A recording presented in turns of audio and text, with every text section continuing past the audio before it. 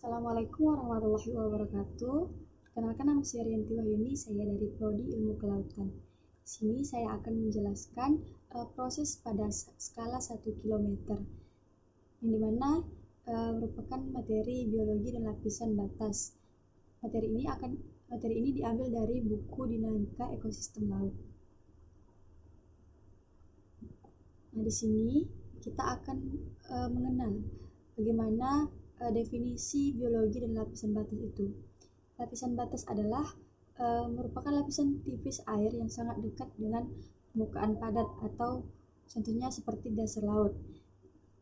Di lapisan ini, air bergerak sangat lambat karena adanya gaya gesekan. Lapisan batas sangat penting bagi organisme kecil, terutama larva planktonid yang mencari tempat untuk menetap. Karena di lapisan batas ini banyak organisme yang hidup untuk seperti fitoplankton untuk berfotosintesis. Kemudian kita dapat melihat hubungan lapisan batas dengan viskositas dan momentum. Viskositas ini merupakan kekentalan fluida dan momentum merupakan kecenderungan benda untuk terus bergerak, yang dimana pada skala kecil viskositas ini menjadi jauh lebih penting daripada momentum. Hal ini dikarenakan kekentalan air sangat kuat yang lebih dominan daripada kecenderungan air untuk terus bergerak dalam garis lurus. Salah satu contohnya yaitu dapat dari perbedaan pergerakan antara manusia, fitoplankton, dan krustasea kecil.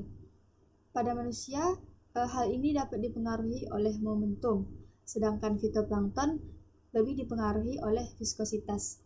Kemudian untuk krustasea kecil ini berada di antara keduanya, yaitu dapat dipengaruhi momentum maupun viskositas. Nah, selanjutnya kita masuk ke fitoplankton dan lapisan batas. Seperti yang sudah saya jelaskan tadi, fitoplankton ini hidup di dasar perairan, yang dimana untuk berfotosintesis. Di sini dapat saya jelaskan bahwa pengaruh fisik laut terhadap produktivitas fitoplankton. Nah, produktivitas fitoplankton ini dapat dipengaruhi oleh berbagai proses yang terjadi dari skala besar, kecil, maupun menengah. Untuk skala besarnya yaitu ada sirkulasi cekungan samudra, di mana arus samudra tertentu mendorong air dari kedalaman ke permukaan untuk membawa nutrisi yang terakumulasi di dasar laut kembali ke zona yang terang, di mana fitoplankton dapat berfotosintesis. Nah, untuk nutrisi atau nutrien seperti fosfat dan silikat ini lebih banyak di laut dalam, maka adanya sirkulasi cekungan samudra ini dapat mengakumulasi nutrisi kembali ke dasar laut. Kemudian untuk skala menengah yaitu ada area arus naik yang terlokalisasi, yang dimana energi untuk gerakan turbulen di laut berasal dari berbagai sumber, seperti ada angin, gelombang, arus, dan perbedaan suhu atau salinitas. Nah, mengapa gerakan turbulen ini dapat dipengaruhi angin, gelombang, arus, dan suhu? Di sini untuk angin yang dapat menciptakan energi gerakan turbulen itu dipengaruhi oleh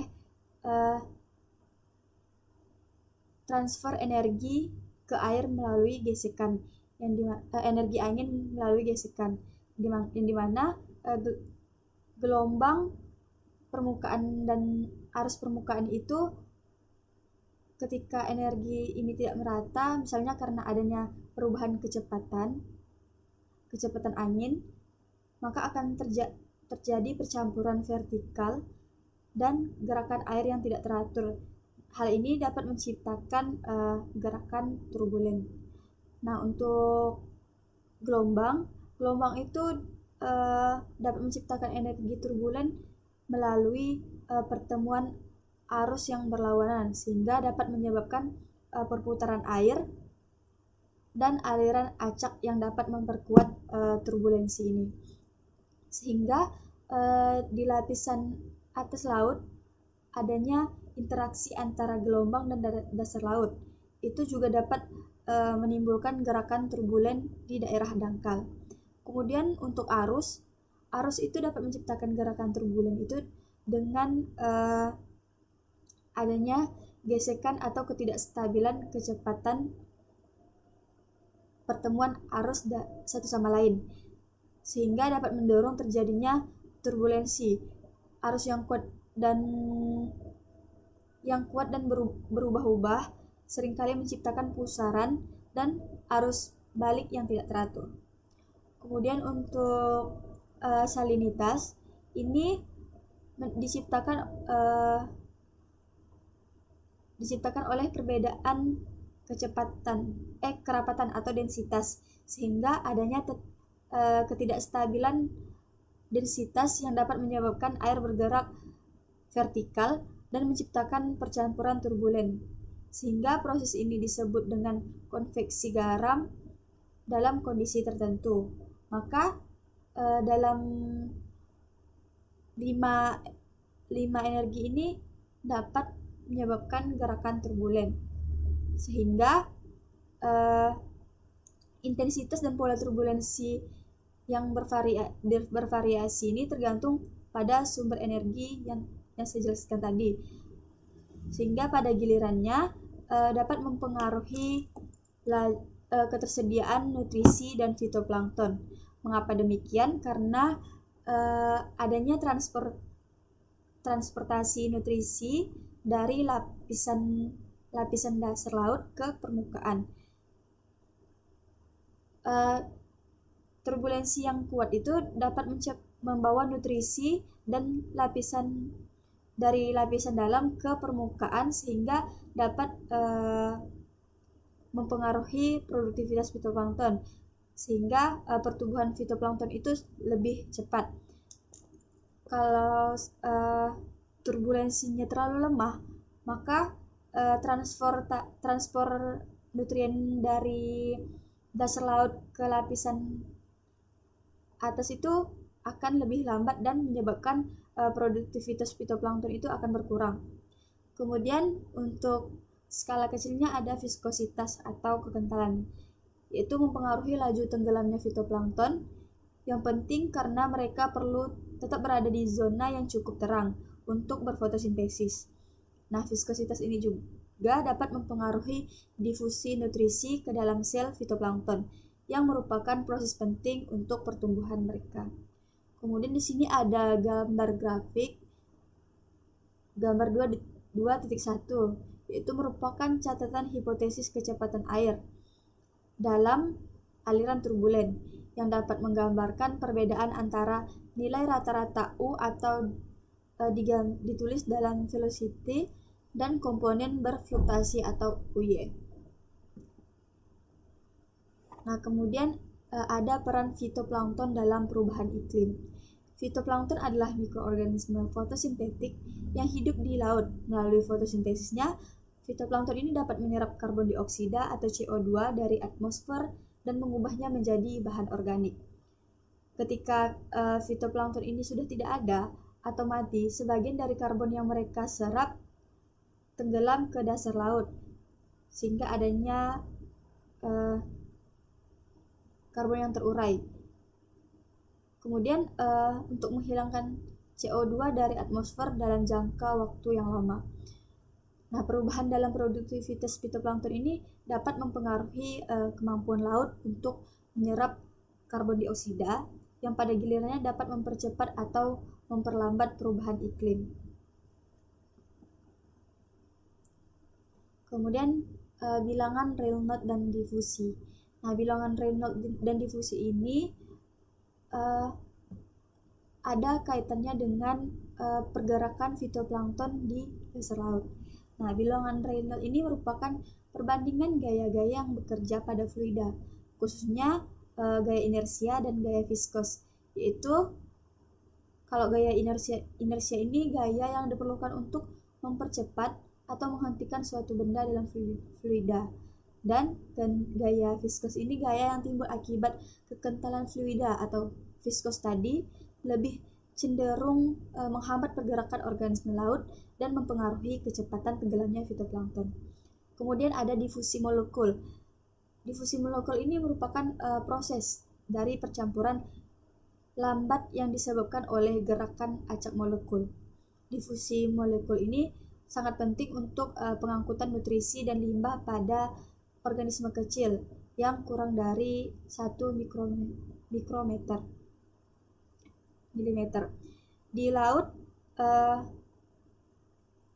karena turbulensi tidak efektif pada skala ini, hukum Fick dapat menjelaskan flux atau aliran suatu zat akibat difusi molekuler yang sebanding dengan gradien konsentrasi zat tersebut. Di sini ada gambar yang menunjukkan hubungan antara bilangan Reynolds dan ukuran organisme. Untuk gambar ini, grafik ini mencakup berbagai jenis mikroorganisme laut, mulai dari terkecil hingga ukuran yang paling besar, yaitu dari bakteri hingga paus, serta manusia sebagai perbandingannya. Untuk garis pada grafik menunjukkan bahwa bilangan Reynolds ini akan meningkat seiring dengan ukuran organisme. Kemudian persamaan regresi yang diberikan yaitu dari RE sama dengan 1,4 dikali 10 pangkat 6 D dikali 1,86 yang dapat mengkuantifikasi hubungan ini.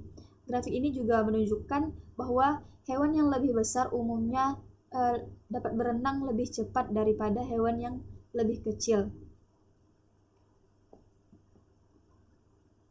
Nah, kemudian ada kaitan antara lapisan batas dan hambatan dan organisme. Semua organisme di laut ini merupakan memiliki kebutuhan untuk bertukar molekul seperti O2, CO2, NH3 dan sebagainya dengan media di sekitarnya. Lapisan batas ini cenderung mengurangi laju pertukaran tersebut karena lapisan batas juga dikaitkan dengan air di atas dasar laut yang dapat mempengaruhi proses pertukaran zat-zat penting antara komunitas organisme dasar laut dan air di atasnya. Kemudian lapisan batas ini dapat mempengaruhi hambatan karena profil kecepatan di dalam lapisan batas ini menentukan bagaimana sih air mengalir di sekitar organisme, dan organisme yang hidup itu di dalam atau dekat lapisan batas apakah mengalami kondisi aliran yang unik atau yang mempengaruhi pergerakannya, pengambilan nutrisi, dan interaksi mereka dengan lingkungan. Salah satu contohnya yaitu bentuk tubuh organisme dapat mengurangi hambatan dan membantu mereka bergerak lebih efisien di dalam lapisan batas, seperti yang telah saya bahas tadi melalui ukuran selnya. Kemudian gambar grafik ini menjelaskan profil kecepatan air di dekat permukaan. Untuk grafik A ini menunjukkan profil kecepatan rata-rata yang meningkat dari 0 yang di permukaan hingga kecepatan aliran bebas di luar lapisan batas. Kemudian untuk grafik B ini menggambarkan bahwa fluktuasi kecepatan untuk menunjukkan turbulensi dalam aliran. Kemudian adanya masalah dan adaptasi.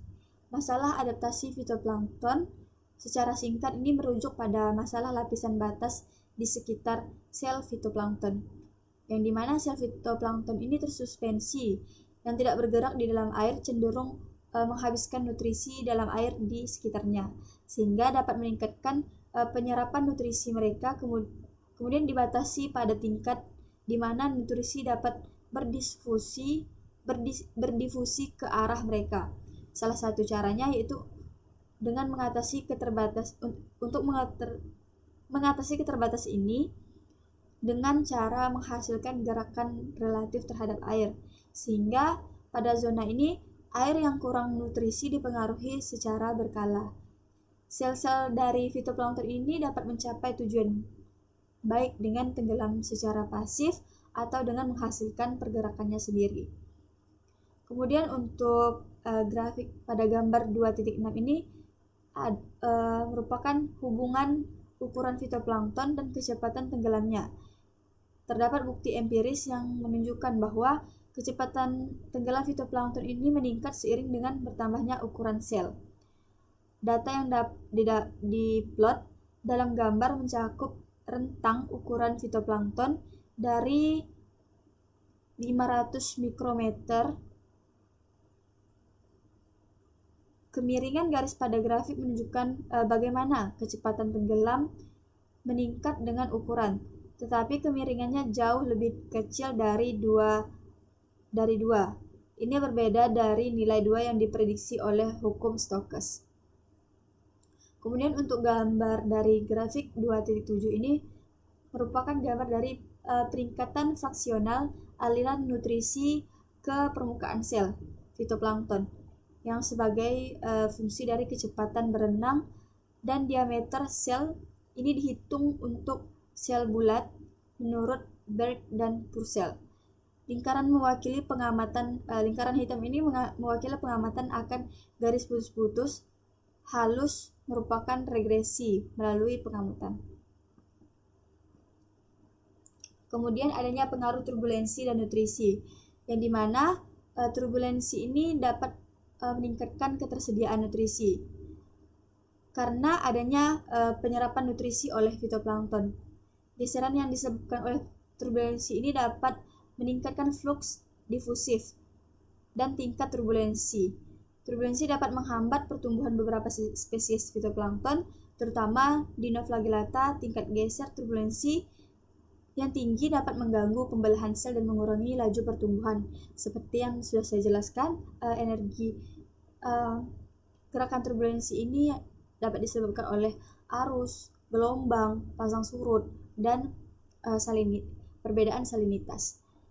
Kemudian pengaruh turbulen terhadap zooplankton, yang dimana hal ini dapat berpengaruh pada pemberian makan zooplankton, sehingga turbulensi yang kuat ini dapat membuat zooplankton kesulitan untuk menangkap mangsa atau dapat menciptakan kondisi aliran yang tidak menguntungkan di sekitar tubuh mereka karena adanya pengaruh gerakan turbulens terhadap sel-sel dalam zooplankton. Kemudian di sini ada gambar pengaruh turbulensi terhadap komunitas fitoplankton dan zooplankton. Secara khususnya ini menunjukkan bagaimana turbulensi bersama dengan stratifikasi dan dapat mempengaruhi keanekaragaman komunitas fitoplankton maupun zooplankton. Nah, dari penjelasan yang saya sampaikan dapat kita simpulkan bahwa ekosistem laut ini sangat berpengaruh terhadap interaksi kompleks antara proses fisik dan biologi yang terjadi pada berbagai skala, mulai dari dinamika fluida, mikroskopis, hingga fenomena oceanografi yang luas, seperti gerakan turbulensi ini. Turbulensi ini memainkan peran penting dalam mengatur kehidupan planktonik, sehingga dapat mempengaruhi penyerapan nutrisi oleh fitoplankton, laju pemberian makan zooplankton, dan dinamika populasi dari kedua kelompok tersebut. Sehingga lapisan batas ini merupakan zona tipis di dekat permukaan dasar laut yang dapat membatasi pertukaran nutrisi dan gas dari dasar ke permukaan. Maka dari itu organisme harus mengembangkan adaptasi untuk mengatasi kendala difusi, stratifikasi dan pencampuran kolom air yang didorong oleh angin, pasang surut, dan limpasan air tawar sangat penting dalam mengatur distribusi nutrisi, produktivitas primer, dan dinamika plankton, terutama di ekosistem pesisir yang dapat dipengaruhi oleh interaksi kompleks antara air tawar dan air asin. Sekian presentasi atau penjelasan yang dapat saya sampaikan. Kurang lebihnya mohon maaf, saya ucapkan terima kasih. Wassalamualaikum warahmatullahi wabarakatuh.